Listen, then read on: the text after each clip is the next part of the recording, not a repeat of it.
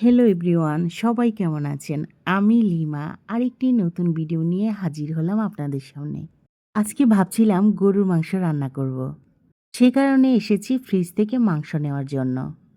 মাংসটা আমার উচিত ছিল আরও আগেই ভিজিয়ে রাখার জন্য। কারণ মুরগির মাংস থেকে গরুর মাংসের বরফটা একটু গলতে দেরি হয়। এদিকে আমার শরীরটাও বেশি ভালো নেই, সেই জন্য ভাবছি শর্টকাট আজকে রান্না করব। তখন আমার সাহেব বলল, তাহলে গরুর মাংস আর বোনা খিচুড়ি রান্না করে ফেলো। আসলেই না, একজন স্ত্রী কিন্তু সারাদিন যতই কাজ করুক সবসময় কাজ করতে ভালোও লাগে না, আর শরীর কিন্তু মানুষের সবসময় ভালো থাকে না। তো কয়েকদিন যাবতই আমার শরীরটা বেশ খারাপ যাচ্ছে। এদিকে আমি অফলাইনে মাংসটা ছুটিয়ে সুন্দর করে ধুয়ে নিলাম। তারপর মাংস রান্না করতে যা যা মশলা লাগে সম্পূর্ণ আমি দিয়ে ভালো করে কষিয়ে নিলাম মাংসের মশলাটা। মশলাটা যখন সুন্দর করে কষে এলো, তারপর কিন্তু আমি মাংসটা এখানে ছেড়ে দিলাম। আর নেড়ে চেড়ে এখন ঢাকনা দিয়ে ঢেকে দিব।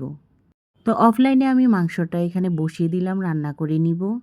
এদিকে আবার আমার সাহেব ব্রয়লার মুরগি নিয়ে আসলো। আমার ছেলে বায়না ধরেছে ফ্রাই খাবে। আমার সাহেব বলেছিল যে কক মুরগি দিয়ে ফ্রাই করে ফেলো। তখন আমি বললাম যে কক মুরগির থেকে ব্রয়লার মুরগির ফ্রাইটা একটু বেশি মজা লাগে।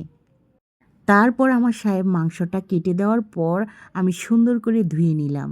তারপর মনে হলো মাংসটা ছুরি দিয়ে একটু আঁচড় দিয়ে নেই, তাহলে মশলাটা ভিতরে ঢুকবে ভালো করে, আর ফ্রাই করার সময় সুন্দর করে সিদ্ধ হবে।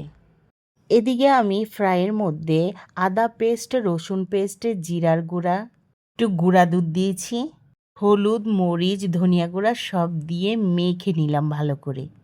তারপর এটা আমি ফ্রিজে রেখে দিলাম। এদিকে আমি অফলাইনে কিন্তু ভুনা খিচুড়িটা বসিয়ে দিয়েছিলাম। খিচুড়ি রান্না করতে আসলে কিন্তু অনেক সহজ।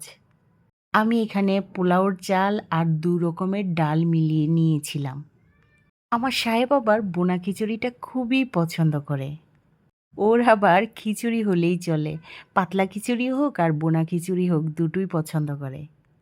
এদিকে আমার বাচ্চারাও বাবার সাথে সাথে শিখে গেছে খিচুড়ি খাওয়া। আর আমি যখন সবসময় খিচুড়ি রান্না করি তখন পোলাওর চাল দিয়ে খিচুড়ি রান্না করি, এতে কিন্তু টেস্ট দ্বিগুণ বেড়ে যায়। তো এদিকে আমার রান্নাটা কমপ্লিট করে নিলাম। তারপর আমার সাহেব কাজে চলে যাবে, সেজন্য আমি বলছি তুমি খেয়ে চলে যাও। তাকে এখানে আমি সালাদ কেটে দিয়েছিলাম, খিচুড়ি আর এখানে মাংস।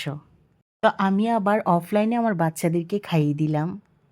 আমার সাহেব আমাকে এদিকে হাদিসের বই উপহার দিল। সবাইকে অসংখ্য ধন্যবাদ। আজকের মতো বিদায় নিলাম। আল্লাহ হাফেজ।